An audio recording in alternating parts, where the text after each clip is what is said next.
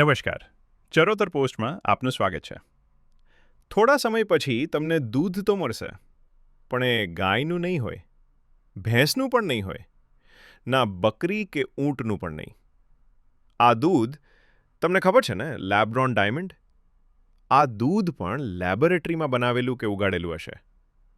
મતલબ કે દૂધ માટે હવે ગાયની જરૂર નહીં પડે, એને ઘાસચારો કે પાણી નીરવાની જરૂર નહીં પડે, અમૂલ દાણની પણ જરૂર નહીં રહે.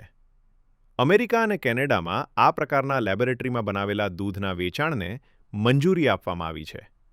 વૈજ્ઞાનિક પદ્ધતિથી ગાય, ભેંસ, બકરી કે ઊંટ વગર બનાવેલું આ જીન આધારિત જીન બેસ્ડ દૂધ હવે વૈશ્વિક બજારમાં પ્રવેશી ચૂક્યું છે અને તેને લઈને ચર્ચા તેજ બની છે. આ દૂધ પ્રિસિઝન ફર્મેન્ટેશન નામની ટેકનોલોજીથી બનાવવામાં આવે છે. ગાયના દૂધમાં રહેલા મુખ્ય પ્રોટીન કેસિન અને વેનાજિનને યીસ્ટ અથવા ફંગસ કે ફૂગ જેવા સૂક્ષ્મજીવોમાં દાખલ કરવામાં આવે છે. ત્યારબાદ ફર્મેન્ટેશન પ્રક્રિયા દ્વારા આ સૂક્ષ્મજીવો દૂધ જેવા પ્રોટીન ઉત્પન્ન કરે છે.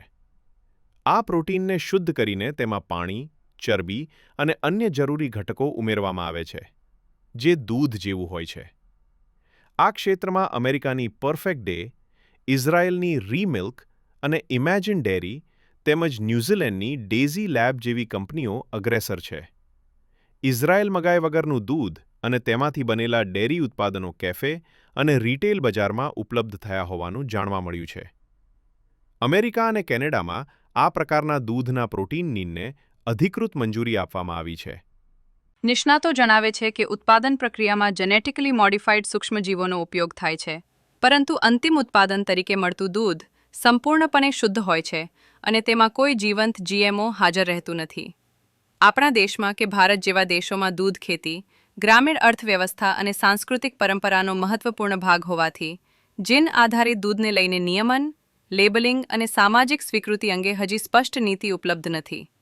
પણ આપણા સહકારી દૂધ ઉદ્યોગને કે પરંપરાગત ડેરી વ્યવસાયને કેટલી અસર કરશે તે આવનાર સમય નક્કી કરશે. તમે જોઈ રહ્યા હતા ચરોતર પોસ્ટ ન્યૂઝ. ચરોતરની ચિંતા, ચિંતન અને ચેતનાનો ધબકાર.